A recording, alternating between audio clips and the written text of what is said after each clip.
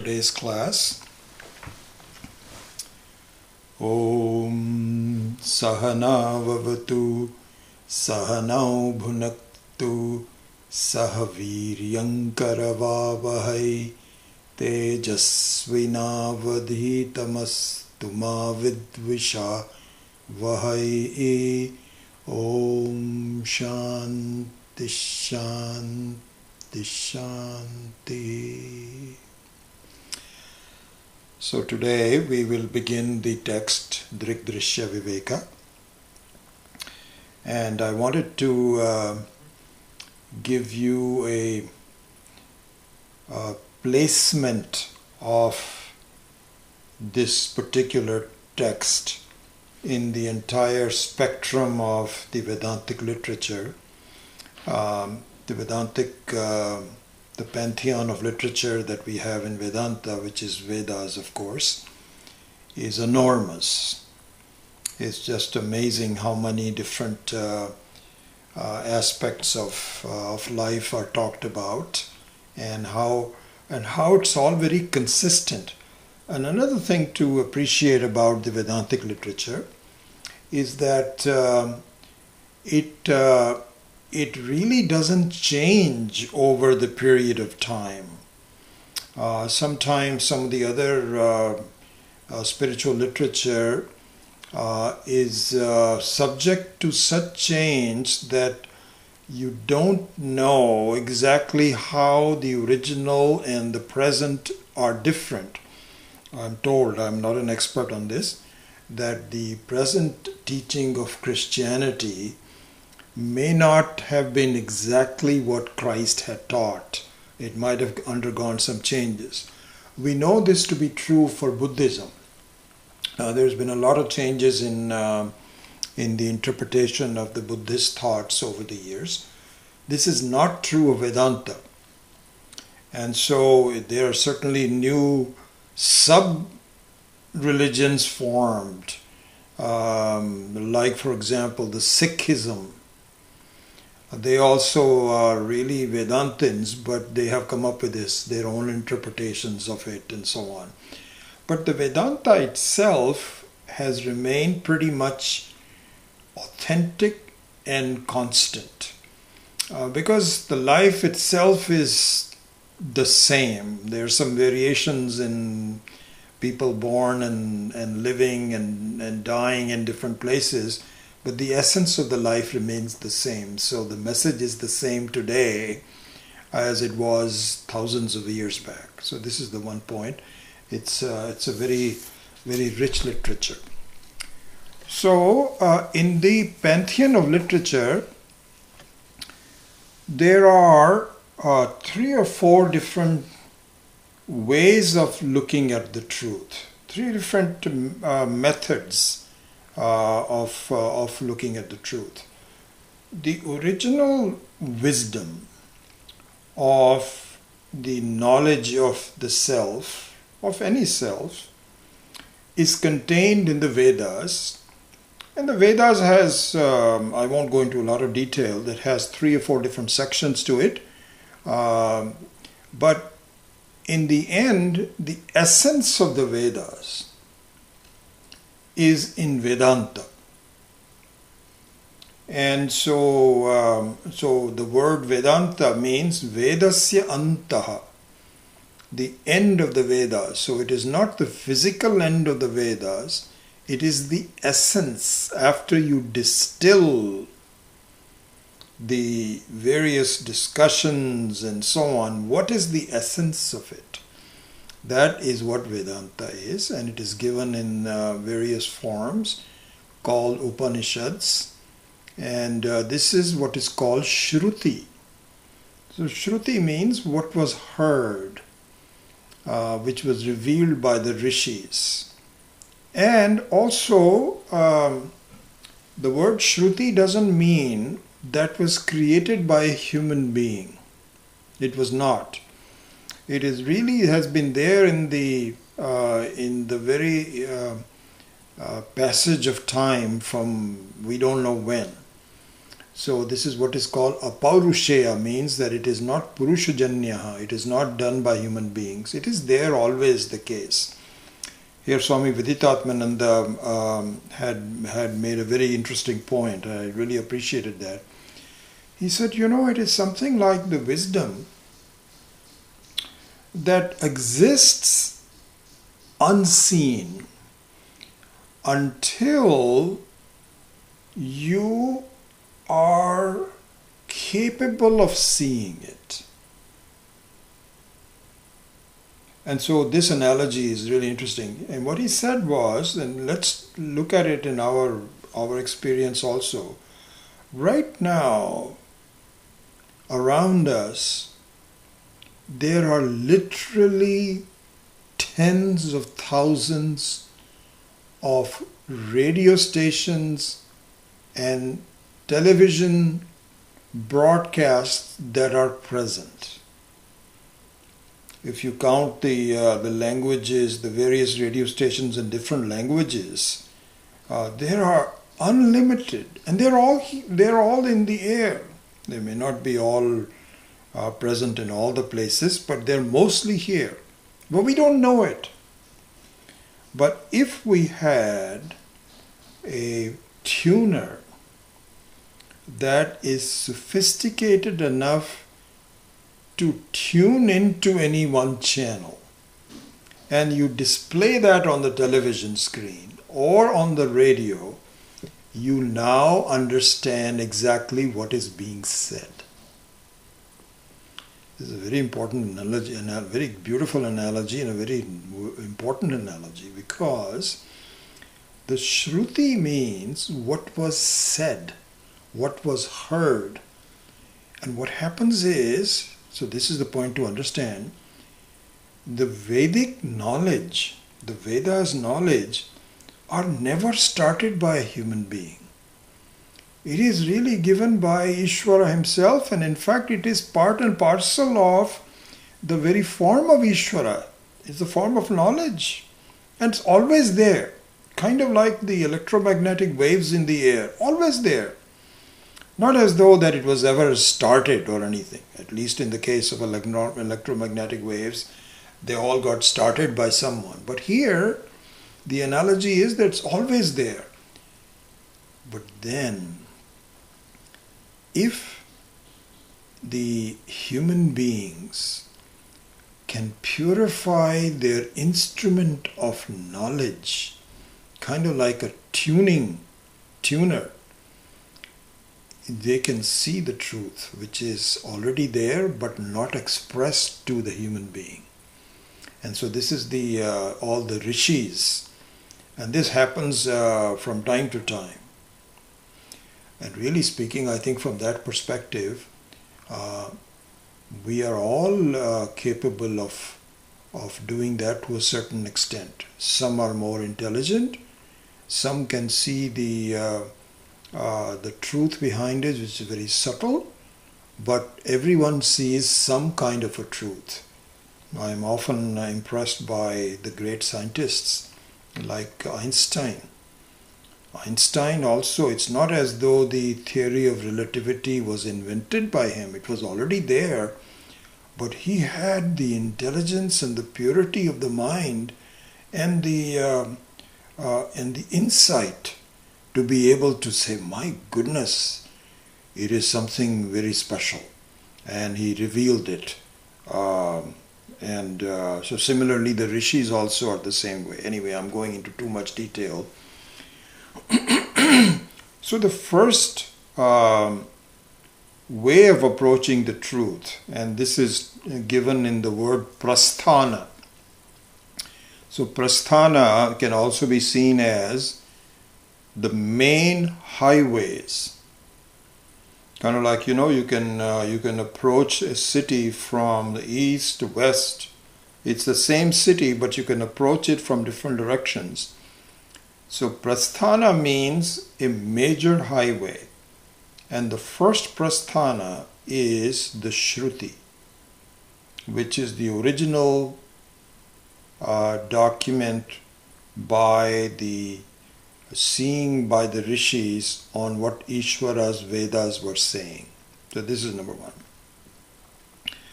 After that, the other prasthanas are all interpretations by human beings. And so the second prasthana is what is called smriti. And smriti means one which is remembered. Shruti is what is heard, and smriti is remembered. It is recalled. And so this changes from time to time, depending upon the era, the existence of different cultures and so on. So here the smritis, there are so many of them, but the main one for the Hindus, for the Vedic culture, is the Bhagavad Gita. So Bhagavad Gita is the main smriti. There's also lots of other ones like Manu Smriti. Also the literature of historical facts that conform to the spirituality, like Itihasa, is this the Ramayana and the Mahabharata. So in all this literature, the purpose remains the same. And what is the purpose? The purpose is each one of us can be unconditionally free now, not in the next life. And this is the what is called Tatparya. So Tatparya means one which is the purpose of all of these literature pieces. Shruti, Smriti, and the ones that we are going to come. So the goal remains the same, which is to understand total freedom by elevating our thinking to see the same insights that the rishis saw very clearly at some point in time. Same vision. So that's the second Smriti. And so here we should see that there was a sage called Vyasa who is considered to be the most important link to Ishvara in explaining. So he was a human being, but he was able to interpret the Shruti in a very clear fashion. And he's the author of so many texts, including Mahabharata and also Brahma Sutra, which is the third prasthana that I'll come to in a minute. These were all authored by Vyasa. And so Vyasa is considered to be the person that really brought in the wisdom to our for us to see. There is a once a year we celebrate what's called Guru Purnima, and I think it's going to come in the end of this month or so. And this was started by us remembering Vyasa, and through that all the other gurus, all the teachers of Vedanta that have kept this Vidya alive. And so that is a once a year salute that we give to what's called Guru Purnima. But it's really Veda Purnima and Veda Vyasa Purnima. That's the main one. Now coming to the third one, which is the analytical, logical analysis of Smriti and Shruti. So this is what is called Brahma Sutra. And this is the third literature, which is also authored by Vyasa. Excuse me. This is a remarkable literature, Brahma Sutra. What it is, for those of you that are familiar with computers, it's the machine language of Vedanta. It has, and we are going to be starting a class on that. It's a very advanced class, not really meant for everybody, because You require a lot of background before you can even appreciate this.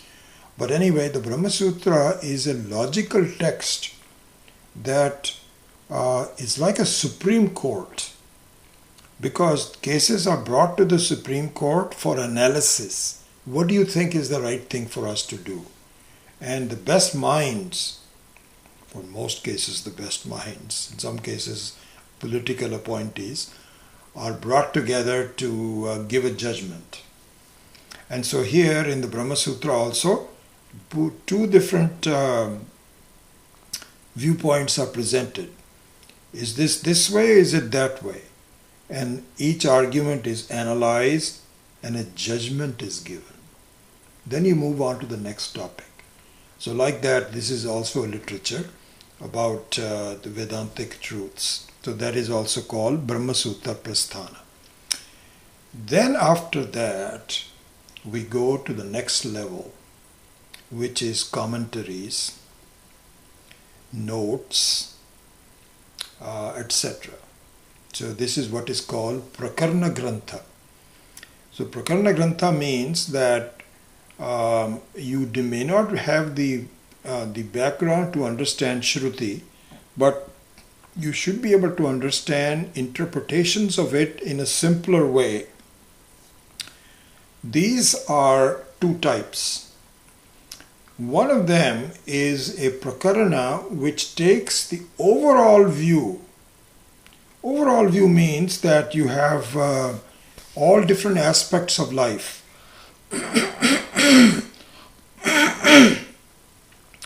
And the aspects are, for example, the human being, called Jiva.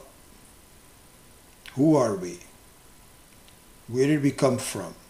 Where are we going? What's our future? What's our experiences? So this is Jiva, number one. Another one is the world, Jagat. What does it consist of? How did it get started? What is the purpose of it? How should I relate to it? This is the second topic. And of course, the third one is Ishvara, the one who is the creator, sustainer. Who is that person? Where is he? What is my relationship to that person?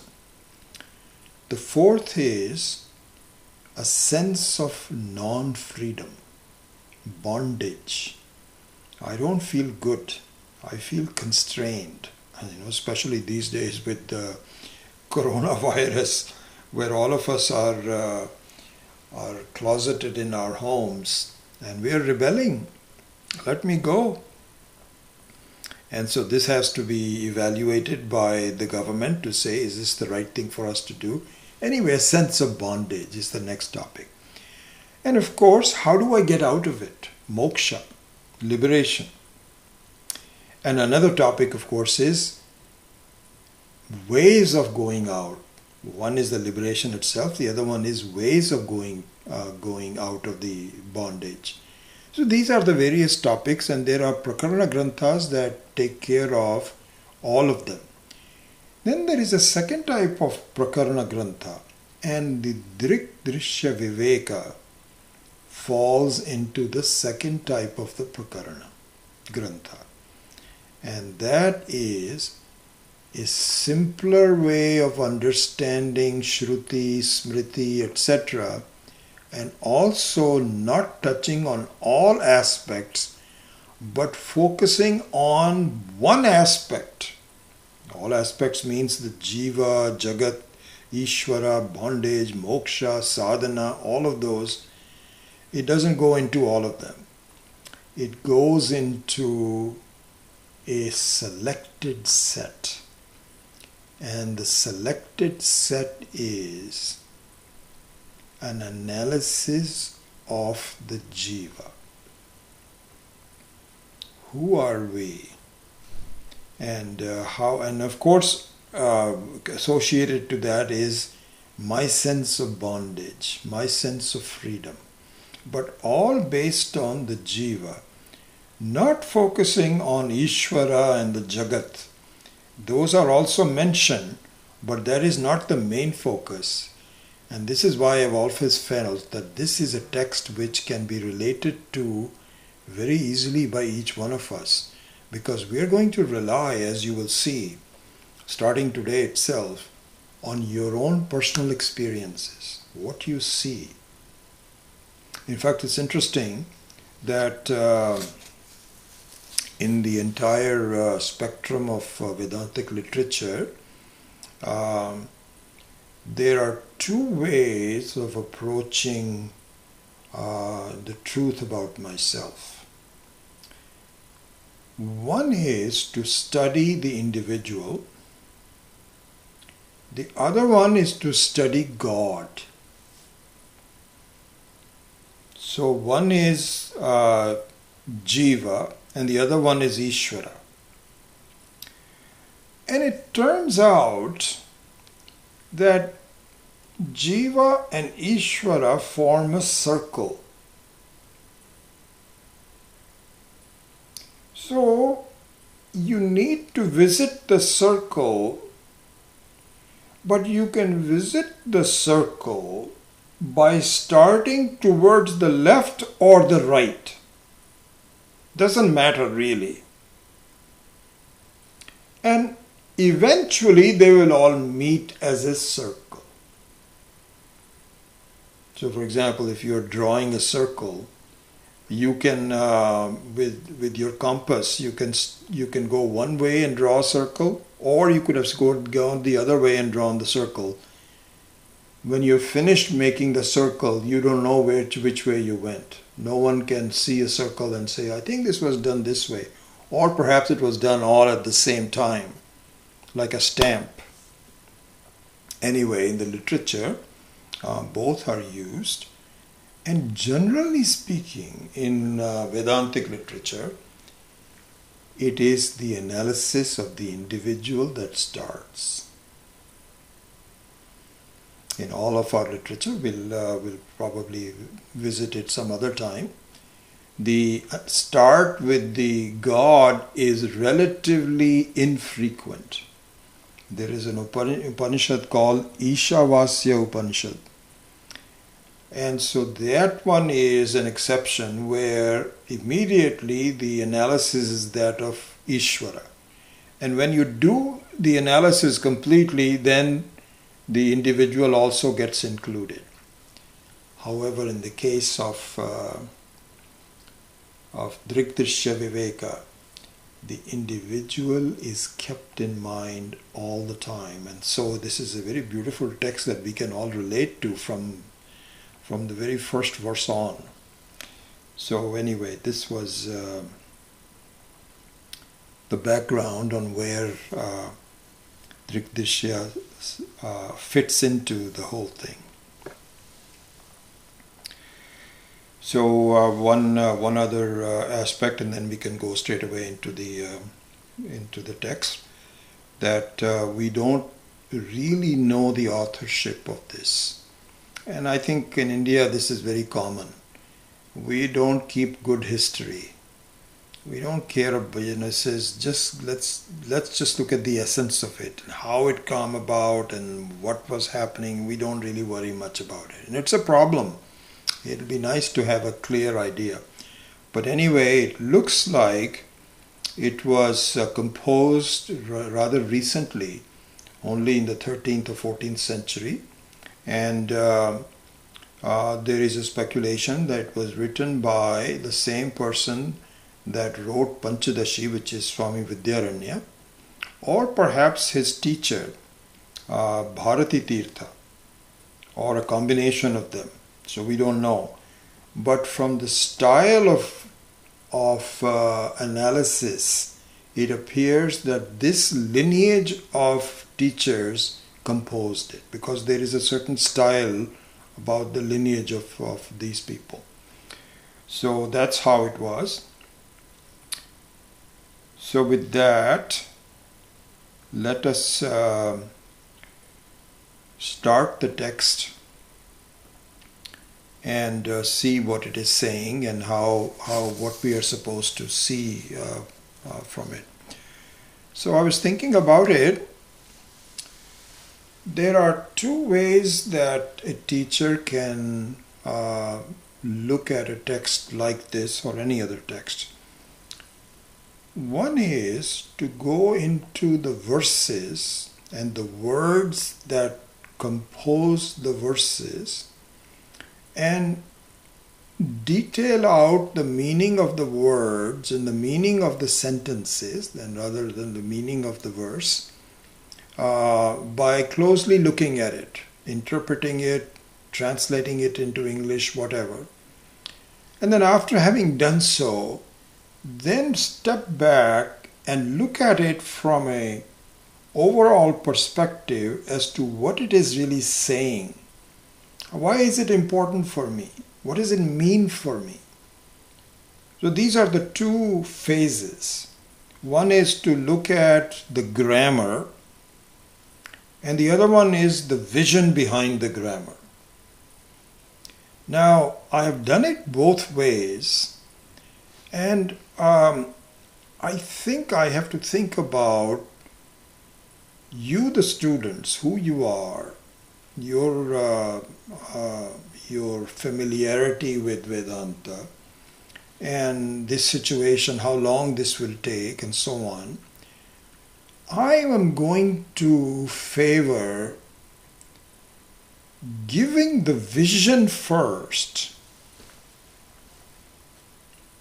and then consolidating the vision in the grammar. In other words, vision first and grammar second, rather than grammar first and vision second. Let me try that. I've done it both ways, and it will see how I'll trust my instincts to see what seems to work. But I think I'm going to begin with giving you an idea of what the intent of the verses are, or the group of verses, so that you have a sense of the overall vision that it is intended to convey. And then we will consolidate that by visiting the individual segments of the verse and making sure that you can tie those two together. So this is the methodology that we would use. Okay. Now it turns out that in this text, Drg Drsya Viveka, and this has been very well done by Swami Viditatmananda ji in his reference book. By the way, just for since I'm talking about it, so my wife and I actually made, I think, a bundle of about 41, 42 verses of books and took it to the post office. And it took a little longer because apparently they had to, on using book rates, they have to individually look at how far you are. And so that took a long time, but anyway, it is done. And it turns out that I may have missed a couple of you because I was looking at the list and I didn't have a label for it. So there's 2 or 3 that are still remain to be done. But I think for most cases, these were mailed out on Tuesday. Today is Saturday, so last Tuesday it was mailed out. And except for the ones that are going to Germany, which Ramanand Patel ji has already taken care of. They came and took about 5 books to be mailed to Germany, to Suzanne Kamener's place. And apparently those are still not been mailed. Ramanand ji told me last night in an email that they are still stuck in Oakland because there's no flights. Well, it's going to take a little while. And even the domestic ones have probably not reached you because I have not seen a single email with saying I got it. So anyway, it'll take time, but it'll be there sooner or later. So in this text, Swami Viditatmananda also has very nicely said that the essence of the entire text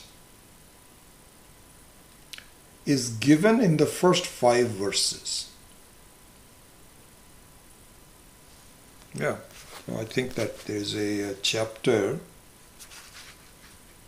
Yeah. So the chapter number 2 says the essence of the text. And this comprises the first 5 verses, and that's exactly my experience too. So this is absolutely correct. And in fact, the very first verse is the essence of the first 5 verses. So straight away, the very essence of the entire text is given in the very first verse. So this is how it will go. So let us begin with it. So what I'm going to do is I'm just going to pronounce the 5 verses, and then after that I will switch over to giving you an introduction of the vision, and then we will see how much of the specific segmentation of the verses we can do today. We'll have to proceed on that, but at least the overall vision that I'll be able to give you, we can complete that today.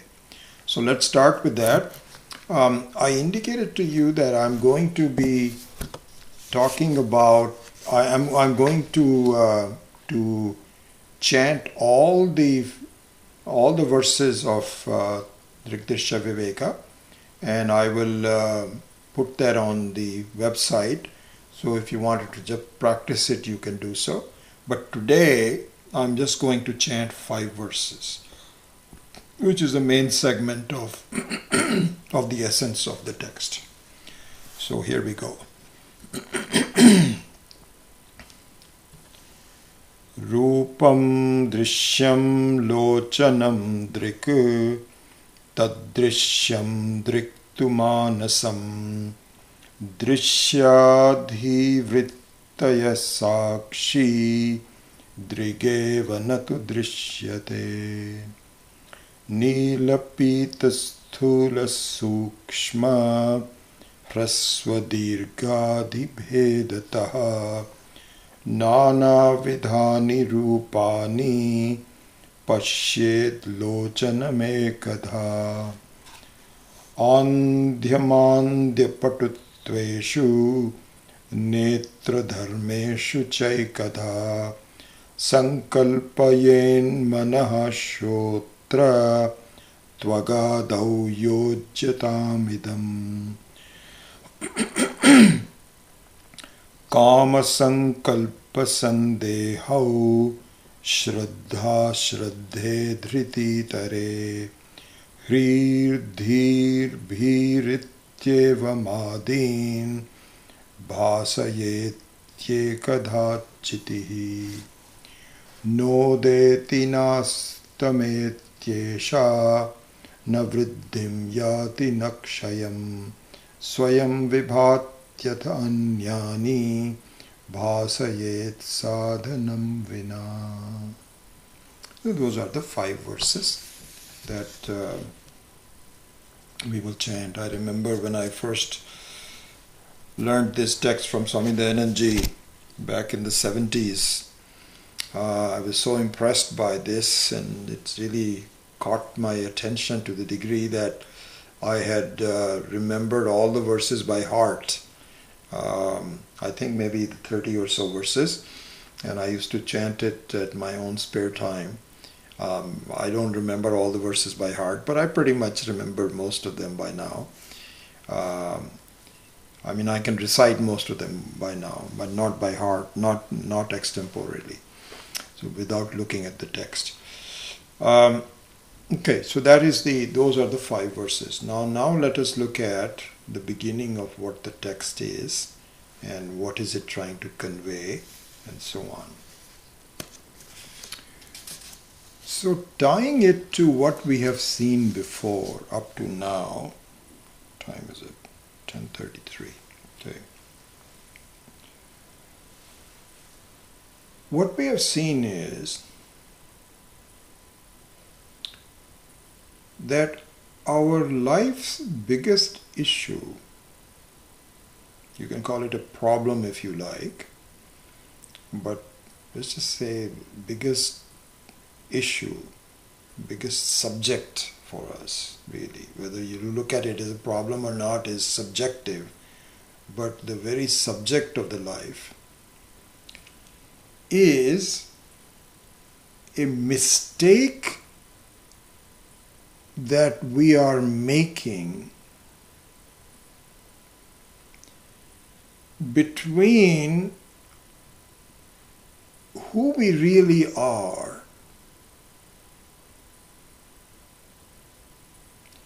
and who we take ourselves to be. This is the fundamental issue.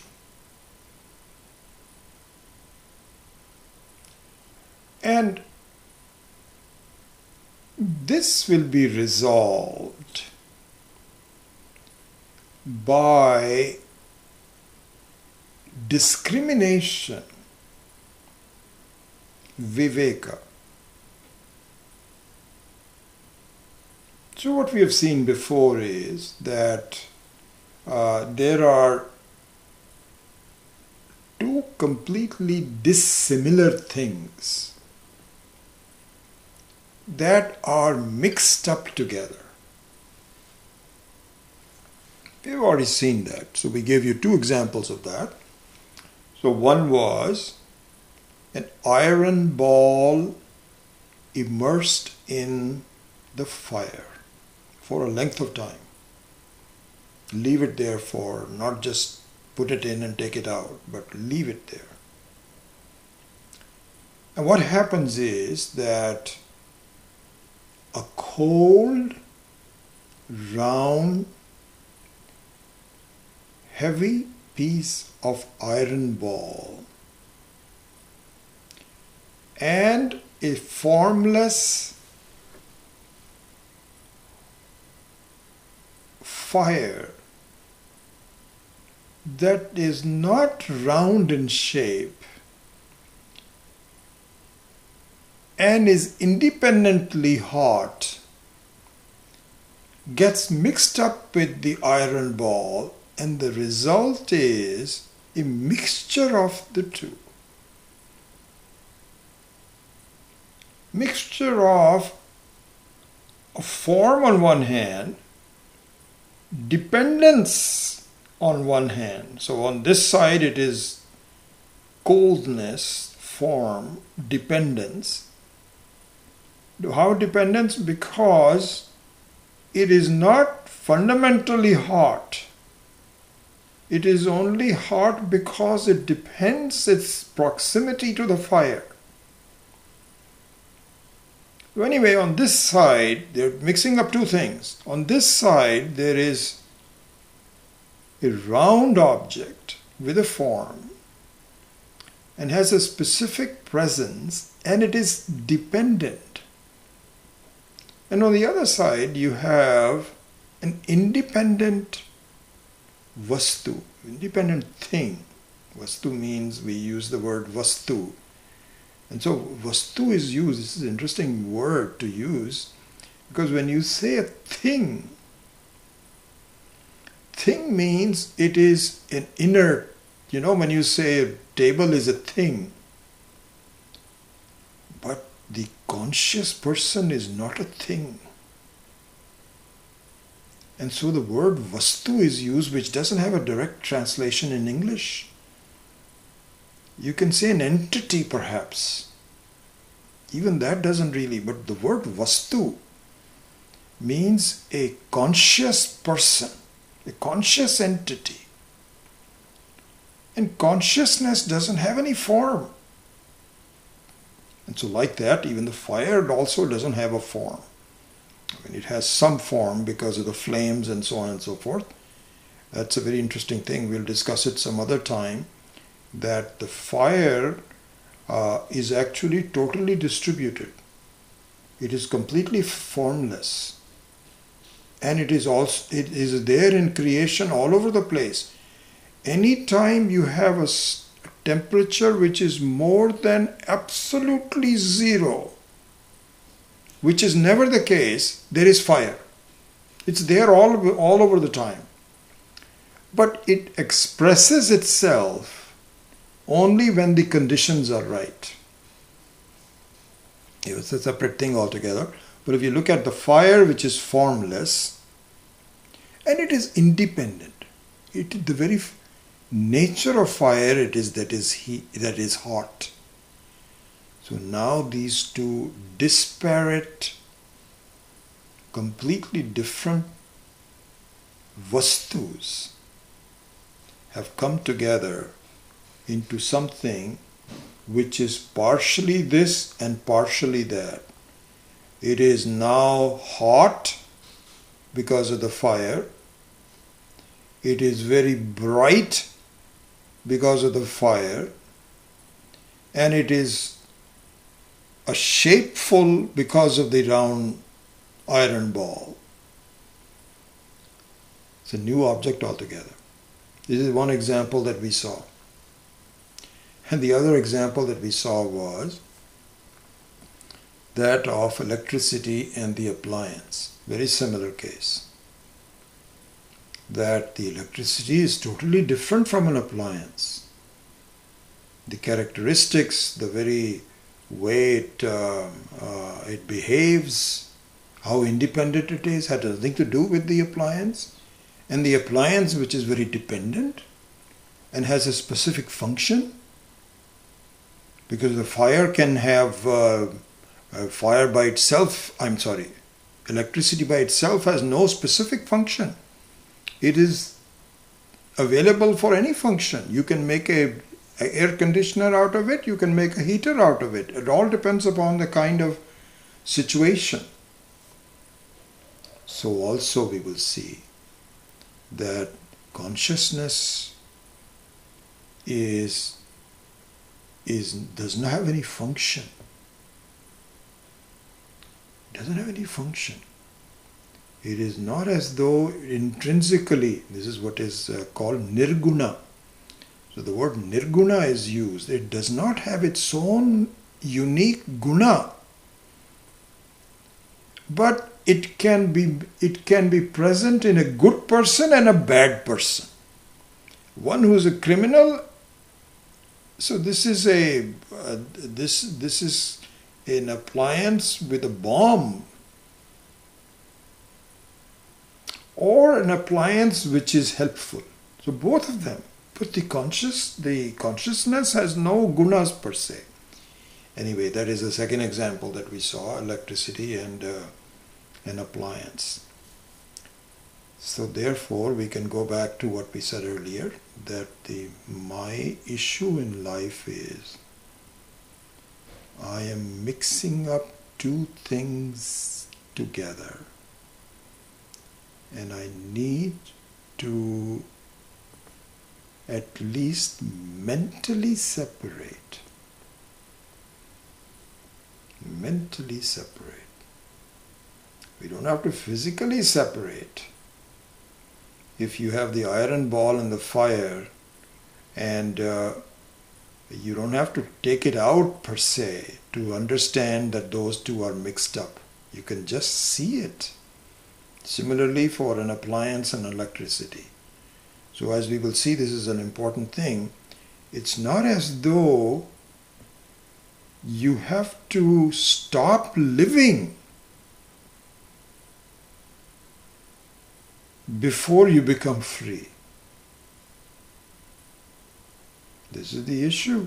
This is what the confusion is, that I have life itself is a problem and I need to get away from it. And maybe next life I'll be something different. Next life is going to be the same. Some change, small changes here and there. It'll be the same. And nothing will change until this discrimination, this viveka, is taken place. So the essence of the Vedantic teaching is viveka. And viveka means a sense of discrimination is a very special form of vichara. So vichara means general thinking.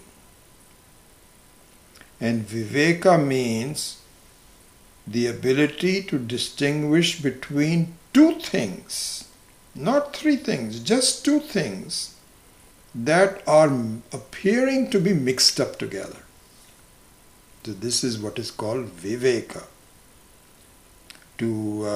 Which, it comes from the dhatu which, means to distinguish between them. And to do it very well is called Vivich, Viveka. So the word comes twice.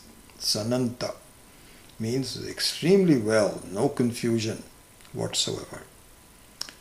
This is the essence of this text. So this Viveka can be done in different ways.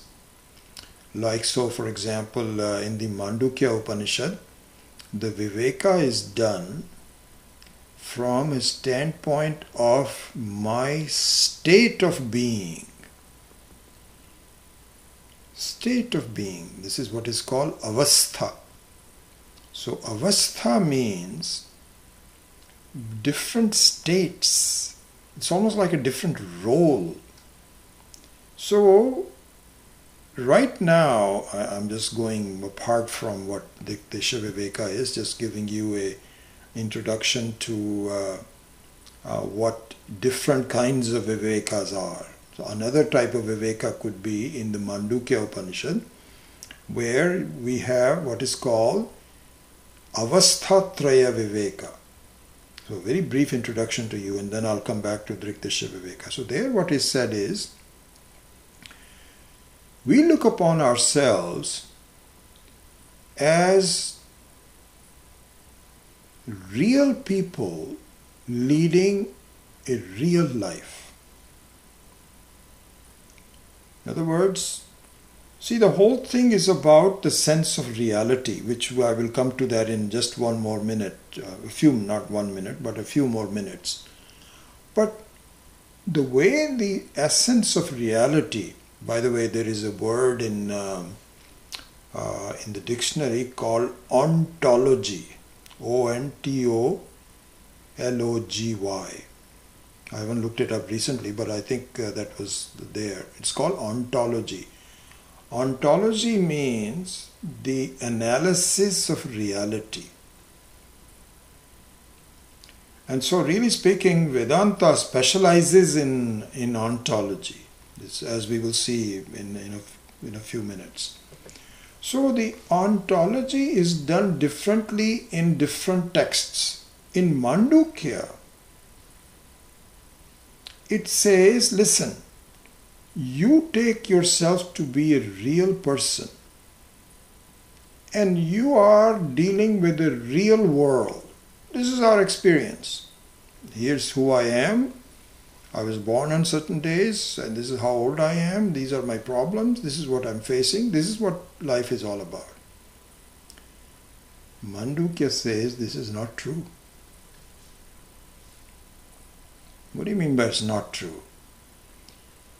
Because the reality is you are an actor that is acting in 3 separate movies at the same time. Now, this is done in Bollywood, and I'm sure in Hollywood also. When you have a very well recognized actor who is in so much demand, then you can request him. Some director, some producer requests him and he says, can you, what are you doing these days? He says, I'm making a film. Well, how many hours do you spend during the day in the studio? A couple of hours, 2-3 hours. Can you please act in my movie simultaneously in the afternoon and I'll pay you very handsomely.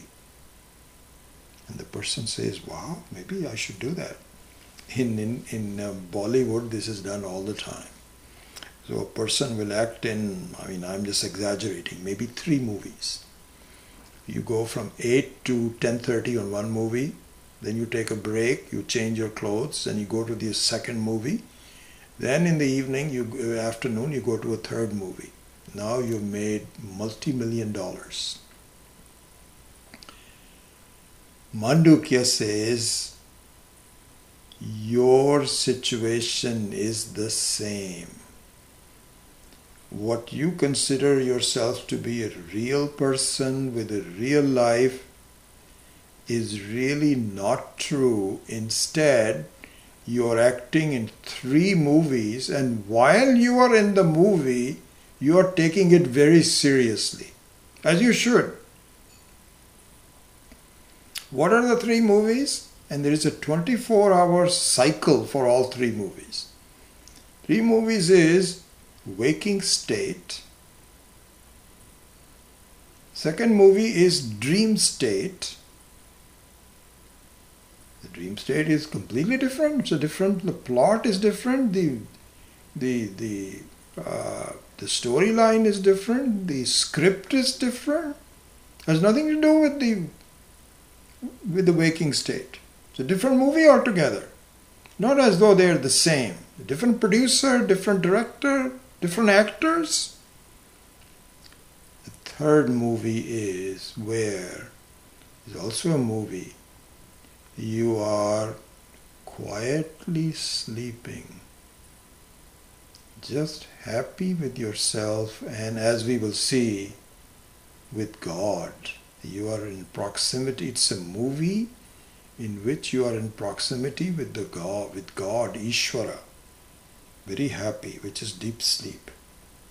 But you're only acting there for a short time, then you come back again. So this is what is called Viveka between the 3 avasthas. So that's another one kind of Viveka. Anyway, I'm just giving you different kind of Vivekas that Vedanta uses. In Drg Drsya Viveka, a very similar situation but a different methodology, which is the Viveka between the seer and the seen that is the methodology. And now we will see what that means. Okay? So now I want to introduce a language of ontology which is important for us to see. And I will end the class by just giving you a brief glimpse into how this ontology affects us in making the distinction between the seer and the seen, the Viveka, Drg and Drsya Viveka. And this vision will be continued on to the next class, and then hopefully in the next class we will go into the dissection of the 5 verses as I talked out before. But we will start the vision today itself, just now, and it may spill over to the next class. Okay? So in terms of the understanding of Viveka, we should see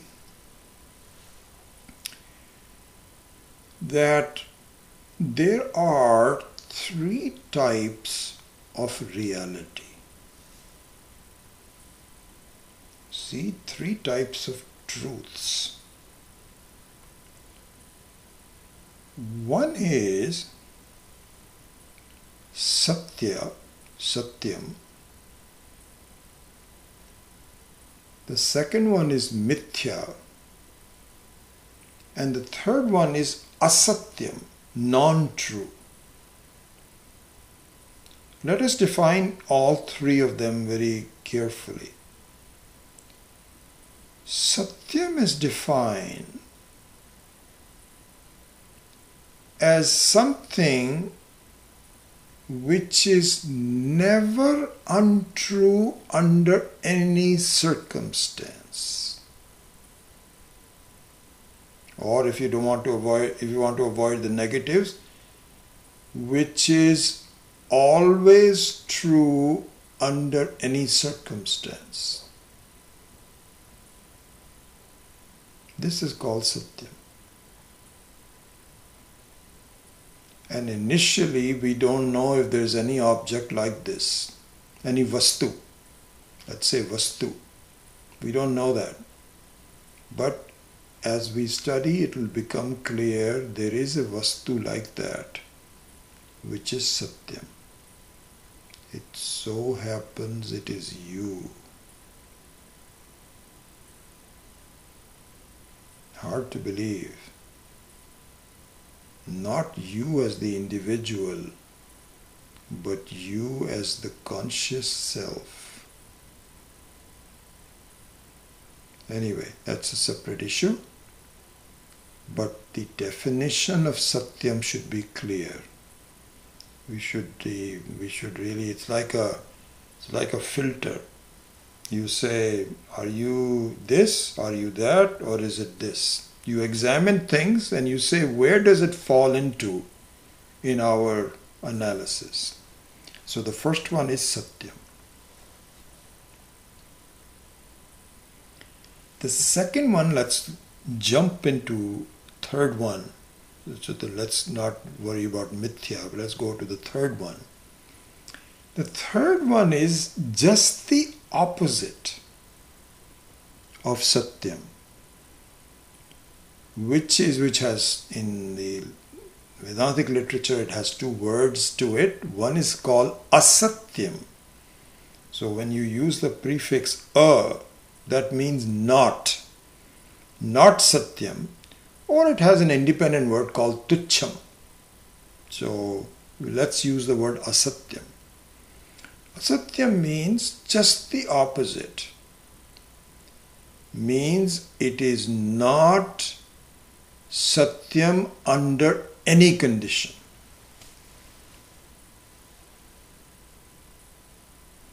And as an example, you might say a square circle. It's an oxymoron. It is never Satyam. It can never be there. You are either a circle or a square, but not both. You cannot say a square circle. It doesn't exist at all. Or the example given is the horns of a rabbit. It doesn't exist.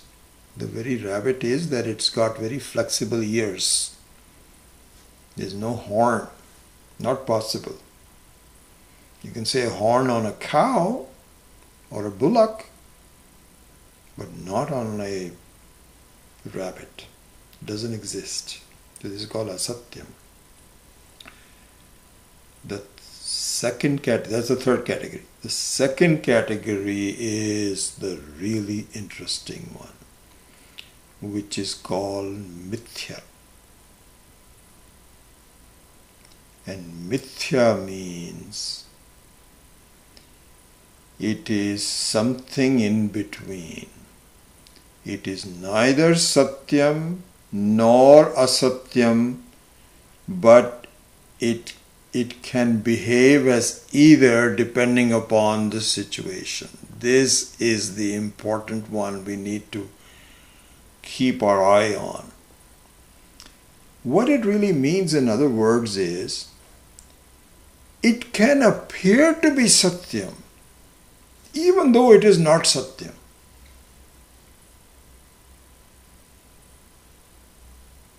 So appearance is possible. This is a very big thing that is central to the entire thinking of who we are and so on and so forth. Appearance we don't deny. As an example, when you look at yourself in the mirror, you don't deny that you appear to look like that. Your image in the mirror appears to look like you, but it is not you. It's a big difference. So an image in the mirror is a good example of Mithya. So keep these three things in mind as we analyze our life. Okay? All right. This being the case, let us look at ourselves. This is what the first 5 verses are pointing out, and this is what the very first verse is pointing out. We will see that later, but I just want to give you the vision of it. Look at ourselves. What you find is, if you look at the table in front of you, it is never you. This table is not me. This table is not me. So that means, you see, if you look at yourself as having some kind of a reality, we do. I'm there. You can touch me, I'm talking, I'm listening, I'm seeing, I'm watching. This is me. The question is, this me, what is the reality about this me? This is what we are exploring. So now in the analysis of who I am, the table is not me. So the table, from the standpoint of my reality, now I'm looking at my reality, not the general reality, but my reality. The table is asatyam.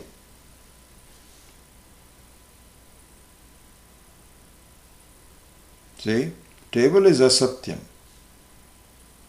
The table can never be me. I never make a mistake that the table is me. Never. Not possible.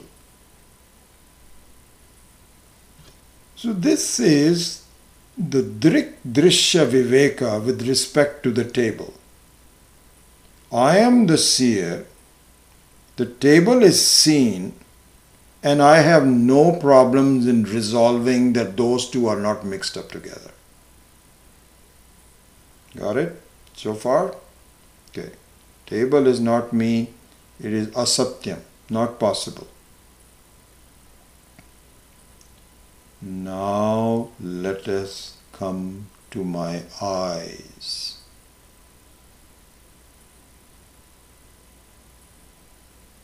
This is where the fun begins. I can touch my eyes. I can will it to close, will it to open, look left, look right.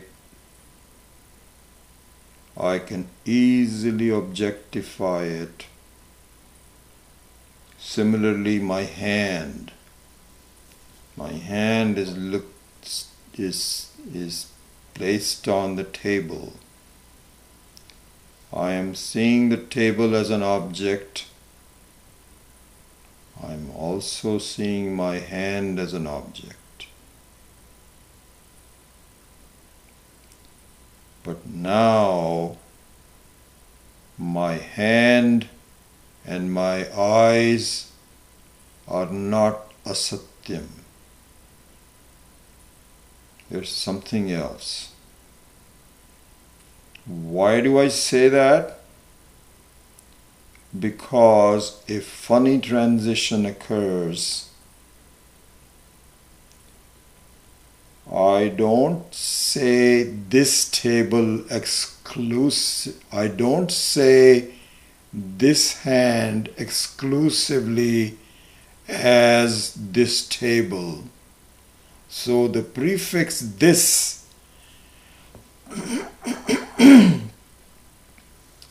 characterizes both the table and my hand. So on the table, the prefix this works very well and exclusively.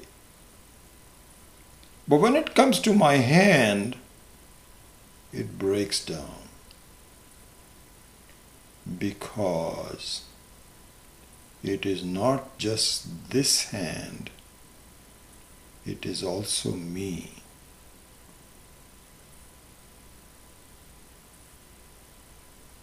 I can pound on the table, it doesn't bother me.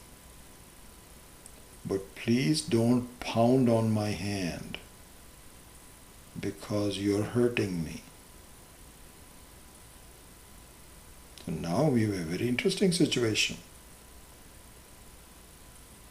You said this hand,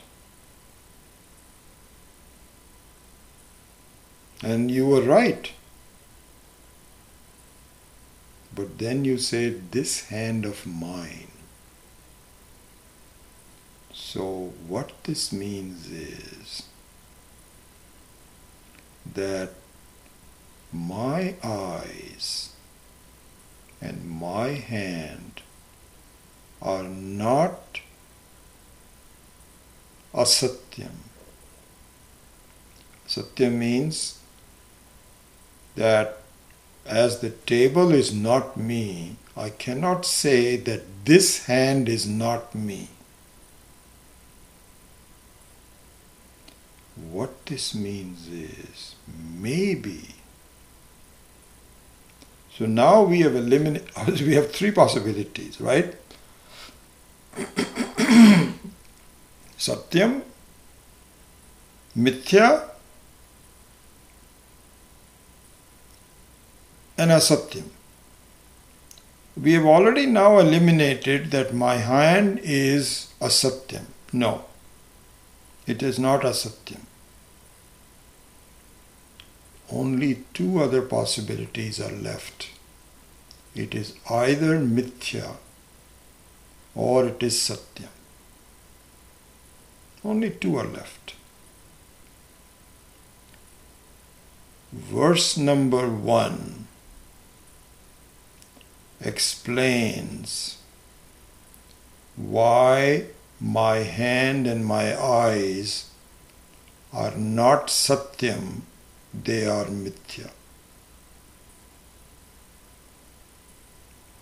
Meaning, your eyes and your hands are not you, they look like you.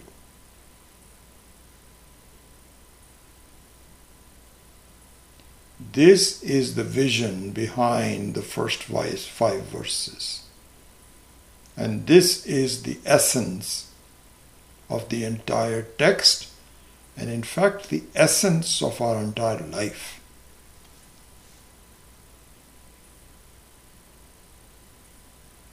So I will end the class at this point, and we will complete this analysis next time, and then show you how the first 5 verses are explaining the nature of my hand and my eyes as being mithya and not satyam, and that can only be done if you understand what is satyam. You see this? This is an important thing to see, because until I see the real satyam, I cannot tell whether this thing is satyam or not. So we have to now go back to understanding the basic definition of what satyam is and what is mithya. That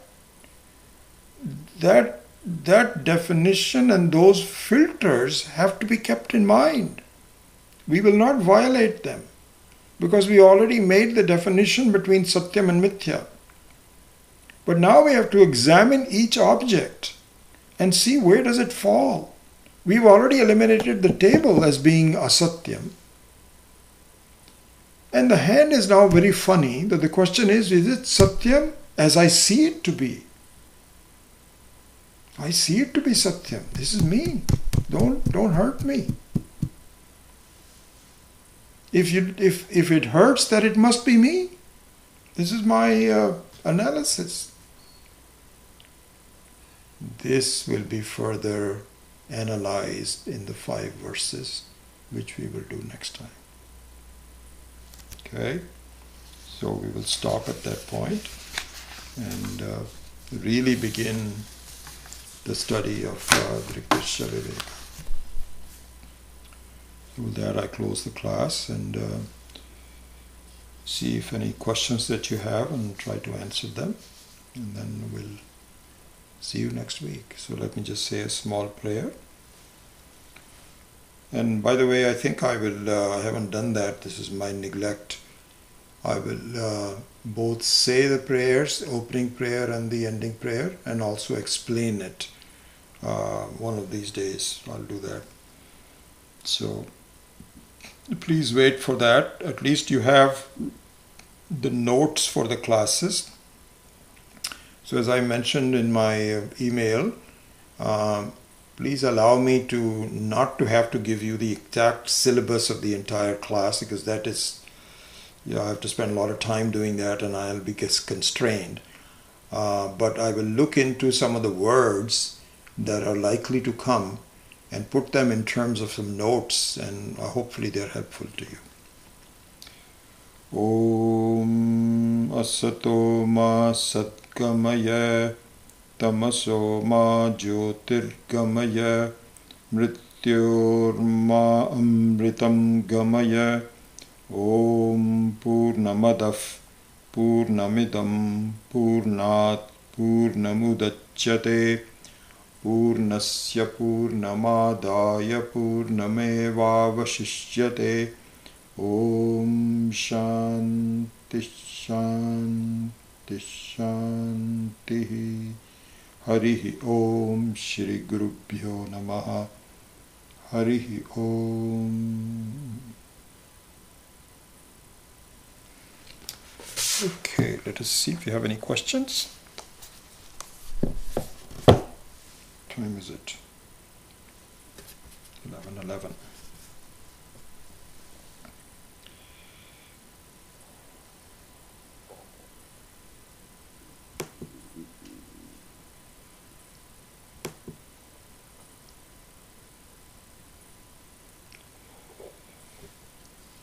Okay.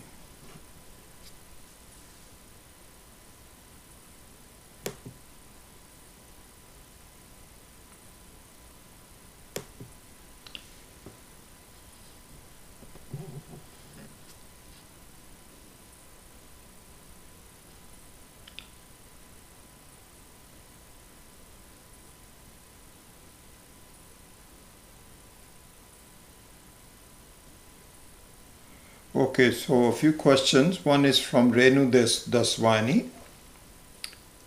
So she says, so in reality we are fire or enlightened right now, no other birth.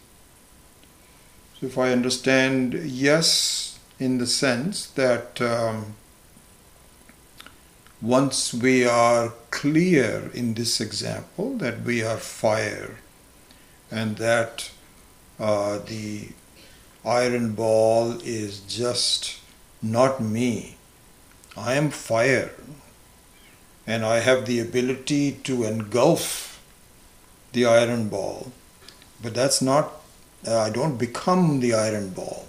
I just light it up, and I am the basic fire. So similarly, I am the very consciousness which does not change by enlightening the body, as we will see, and with that one becomes free. There's no need to have another birth. Yeah, that's true.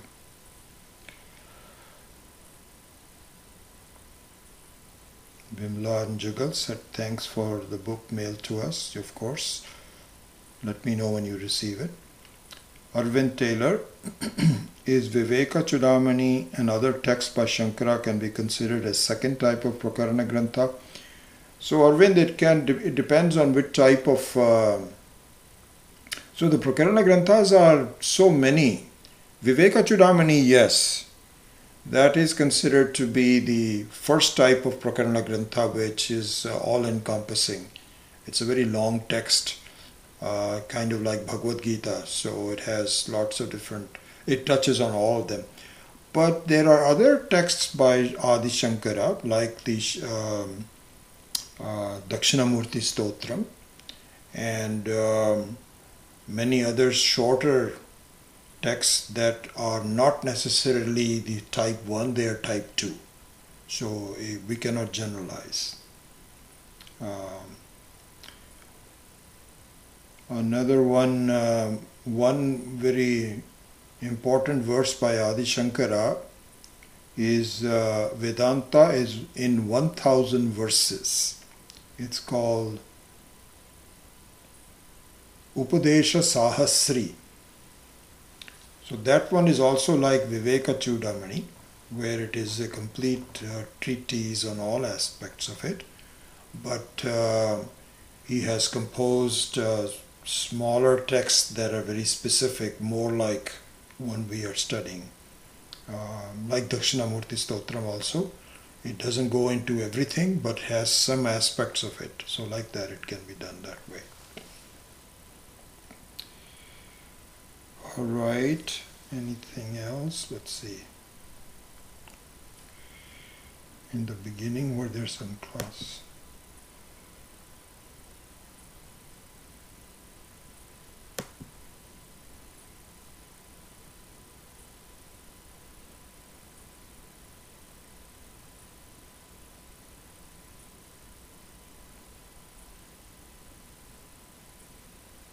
Good to see you, Rajesh, in the class. I hope that Shweta is doing well and recovering well.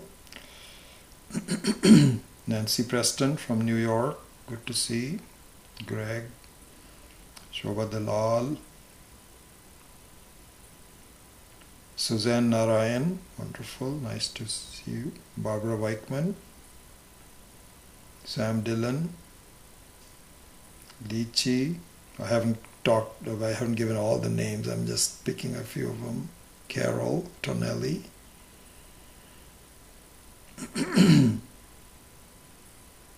Subroto, good. Maithili. And once again, Kirsten from Italy. It's so nice to see so far away. It must be late at night for you, Kirsten, but it's good to see that you're there. And Anita Voshenrich. Anita, I think you must be in Germany. Andrea, Laurel Donovan.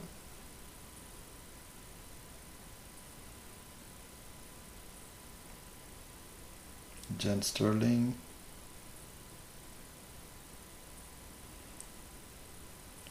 Okay, one more question from Carol. When you spoke last week of mistaking two things as one, as this example now, one thing as two, Jiva and Ishvara, is the Viveka applied differently or just more advanced? Let me understand this one more time. So, we spoke of last week of two things as this example now, and one thing is two, Jiva and Ishvara. Is the Viveka applied differently?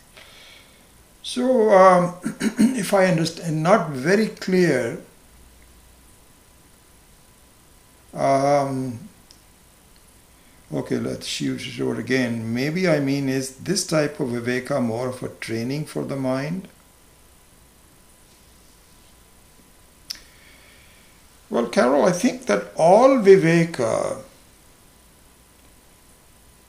is a more advanced form of thinking. Like, for example, supposing you introduce the various colors in one's life. Green, blue, red, yellow, etc., the Vibgyor. And I think when you are a child, then you are introduced, child, this is yellow, this is blue, and this is so on and so forth. So there isn't much Viveka there. It's easy to see that white is different than black and so on. But when you're in the industry where subtle shades of color are needed and expressed, there you have to use Viveka for seeing, is this bluish green or is it greenish blue? And my wife is in that business. She is an interior designer, and she's very sensitive to it. Many times I would say, oh, this looks the same to me. She says, no, they're not. So she has done a color Viveka, and others do too. So Viveka by definition is a more advanced thinking. Like this kind of a class, you cannot go to a party and say, by the way, do you know your hand is not you? It doesn't make any sense. We shouldn't even do that. Because we are also struggling. We don't completely understand it yet. But to a wise person who has really reached the heights of this, there is no mistake. The body is not me. I am completely different. I am free. And so, yeah, they are all progressive, I wouldn't call it training of the mind. The ability to discriminate is a more advanced thinking, yes.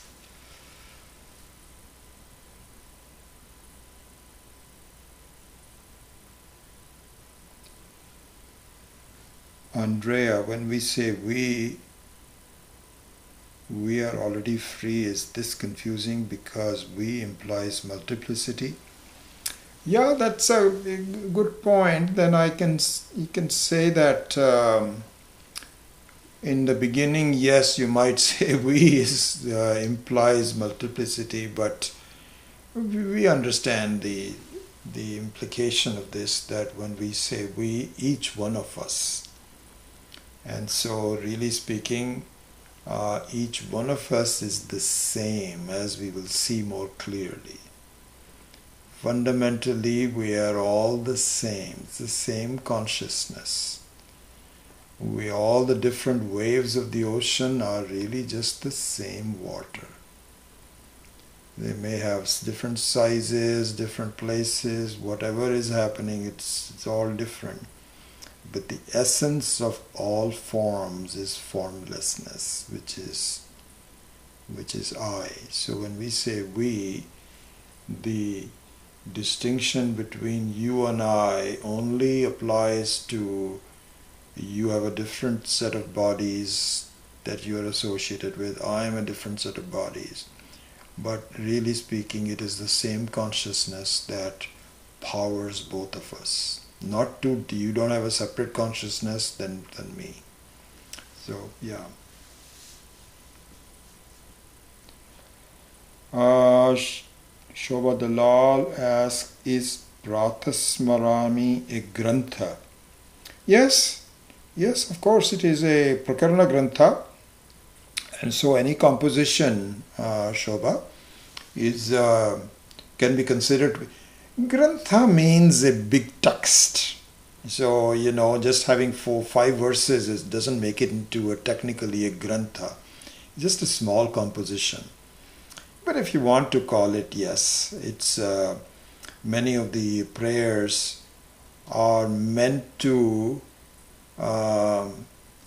invoke a sense of the capturing of the essence of Vedanta. So Pratasmarami, when you hear this, then the essence of Vedanta is captured in those thoughts, and those prayers become more meaningful to you. Your mind becomes softer when you are listening to it. So in a way it is you can call it a grantha, but technically speaking, a small group of prayers should not be called a grantha. Grantha means a book with lots of beginning, ends, and so on and so forth. Yeah. Okay. I don't see any more activity, so with that, we will end the class. Please stay well. All the best to you. We'll see you next week. Om.